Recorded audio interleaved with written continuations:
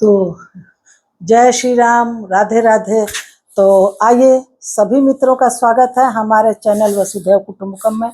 और अब चलते हैं, अब आप लोगों को शिव महापुराण का अगला अध्याय सुनाते हैं। तो 10 मिनट का, तो आप लोग ध्यान से सुनिएगा दोस्तों, तभी समझ में आएगा। चलिए आइए सब लोग मिलके श्री शिव महापुराण की कथा सुनते हैं।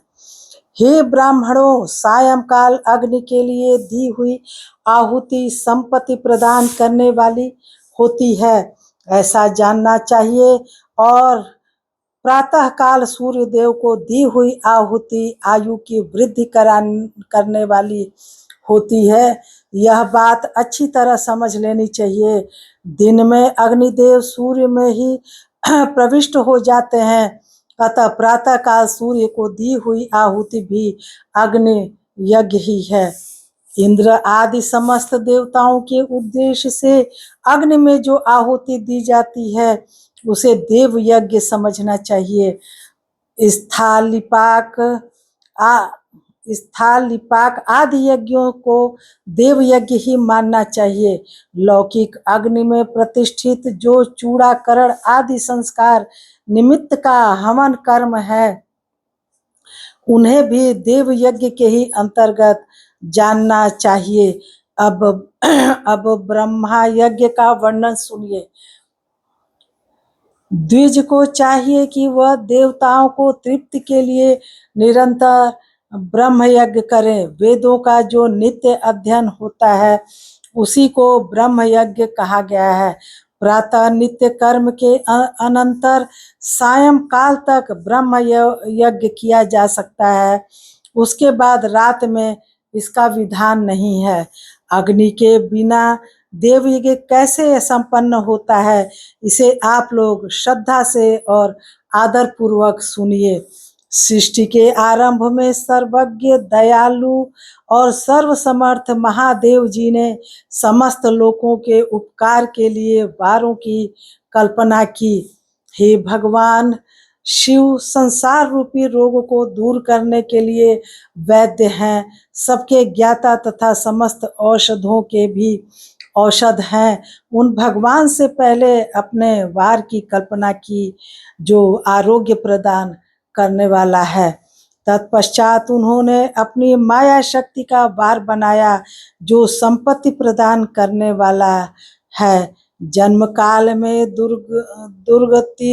दुर्गतिग्रस्त बालक की रक्षा के लिए उन्होंने कुमार के वार की कल्पना की। तत्पश्चात सर्वसमर्थ महादेव जी ने आलस्य और पाप की निवृत्ति तथा समस्त लोगों का हित करने की इच्छा से लोक रक्षक भगवान विष्णु का वार बनाया। इसके बाद सबके स्वामी भगवान शिव ने पुष्टि और रक्षा के लिए आयु कर्ता तथा कस्त्रष्टा परमेष्ठी ब्राह्मण का आयुष्कारक वार बनाया, जिसे संपूर्ण जगत के आयुष्य की सिद्धि हो सके। इसके बाद तीनों लोकों की वृद्धि के लिए पहले पुण्य पाप की रचना की, तत्पश्चात उनके करने वाले लोगों को शुभाशुभ फल देने के लिए भगवान शिव ने इंद्र और यम के वारों का निर्माण किया।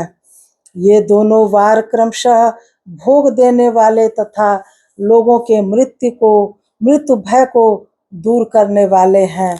इसके बाद सूर्य आदि 7 ग्रहों को जो अपने ही स्वरूप भूत तथा प्राणियों के लिए सुख दुख के सूचक है, भगवान शिव ने उपयुक्त 7 वारों का स्वामी निश्चित किया। वे सब के सब ग्रह नक्षत्रों के ज्योतिर्मय मंडल में प्रतिष्ठित हैं। शिव के वार या दिन के स्वामी सूर्य हैं, शक्ति संबंधी वार के स्वामी सोम हैं, कुमार संबंधी दिन के अधिपति मंगल हैं, विष्णु वार के स्वामी बुध हैं, ब्रह्मा जी के वार के अधिपति बृहस्पति हैं, इंद्र वार के स्वामी शुक्र और यम वार के स्वामी शनैश्चर हैं। अपने अपने वार में की हुई उन देवताओं की पूजा उनके अपने अपने फल को देने वाली होती है। सूर्य आरोग्य के और चंद्रमा संपत्ति के दाता हैं। मंगल व्याधियों का निवारण करते हैं। बुध पुष्टि देते हैं। बृहस्पति आयु की वृद्धि करते हैं। शुक्र भोग देते हैं और शनैश्चर मृत्यु का निवारण करते हैं। ये 7 वारों की क्रमशः फल बताए गए हैं जो उन उन देवताओं की प्रीति से प्राप्त होते हैं। अन्य देवताओं का भी पूजा का फल देने वाले भगवान शिव ही हैं। देवताओं की प्रसन्नता के लिए पूजा की 5 प्रकार की ही पद्धति बनाई गई है। उन देवताओं के मंत्रों का जप यह पहला प्रकार है। उनके लिए होम करना, दूसरा दान करना, तीसरा तथा तप करना चौथा प्रकार है। किसी वेदी पर, प्रतिमा में, अग्नि में अथवा ब्राह्मण के शरीर में आराध्य देवता की भावना करके 16 उपचारों से उनकी पूजा या आराधना करना 5वां प्रकार है। इनमें पूजा के उत्तरोत्तर आधार श्रेष्ठ है। पूर्व के अभाव में उत्तरोत्तर आधार का अवलंबन करना चाहिए। दोनों नेत्रों तथा मस्तक के रोग और कुष्ठ रोग की शांति के लिए भगवान सूर्य की पूजा करके ब्राह्मणों को भोजन कराएं। तदंतर 1 दिन, 1 मास, 1 वर्ष अथवा 3 वर्ष तक लगातार ऐसा साधन करना चाहिए। इससे यदि प्रबल प्रारब्ध का निर्माण हो जाए तो रोग एवं जरा आदि का नाश हो जाता है। इष्ट देव के नाम मंत्रों का जप आदि साधन वार आदि के अनुसार फल देते हैं। रविवार को सूर्य देव के लिए, अन्य देवताओं के लिए तथा ब्राह्मणों के लिए विशिष्ट वस्तु अर्पित करें। यह साधन विशिष्ट फल देने वाला होता है तथा इसके द्वारा विशेष रूप से पापों की शांति होती है। विद्वान पुरुष सोमवार को संपत्ति की प्राप्ति के लिए लक्ष्मी आदि की पूजा करें तथा सपत्नीक ब्राह्मणों को घृत पक्व अन्न का भोजन कराएं। मंगलवार को रोगों की शांति के लिए काली आदि की पूजा करें तथा उड़द, मूंग एवं अरहर की दाल आदि से युक्त अन्न ब्राह्मणों को भोजन कराएं। विद्वान पुरुष बुधवार को दधि युक्त अन्न से भगवान विष्णु का पूजन करें। ऐसा करने से सदा पुत्र, मित्र और स्त्री आदि की पुष्टि होती है। जो दीर्घायु होने की इच्छा रखते हैं वह गुरुवार को देवताओं की पुष्टि के लिए वस्त्र, यज्ञोपवीत तथा घृत मिश्रित खीर से यजन पूजन करें। भोगों की प्राप्ति के लिए शुक्रवार को एकाग्रचित होकर देवताओं का पूजन करें और ब्राह्मणों की तृप्ति के लिए षड्रस युक्त अन्न का दान करें। इसी प्रकार स्त्रियों की प्रसन्नता के लिए सुंदर वस्त्र आदि का दान करें। शनैश्चर अपमृत्यु का निर्वाण करने वाला है। उस दिन बुद्धिमान पुरुष रुद्र आदि की पूजा करें।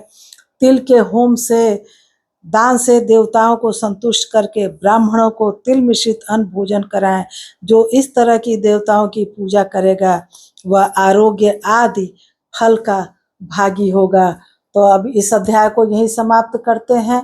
तो चलिए अब अगला अध्याय अगले दिन। तो मित्रों, अगर आप लोगों को मेरी ये शिव महापुराण की कथा पसंद आ रही होगी तो प्लीज़ लाइक करिएगा, चैनल पे कमेंट करिएगा, फॉलो करिएगा और शेयर भी कर दीजिएगा। अगर आप लोगों की महाशिव पुराण की कथा पसंद आ रही होगी, सपोर्ट करिएगा मित्रों। मिलते हैं अगले अध्याय में। तब तक जय श्री राम, राधे राधे। जरूर कथा सुनिए शिव महापुराण की और अच्छा लगेगा तो जरूर कमेंट करिएगा। मिलते हैं अगले अध्याय में।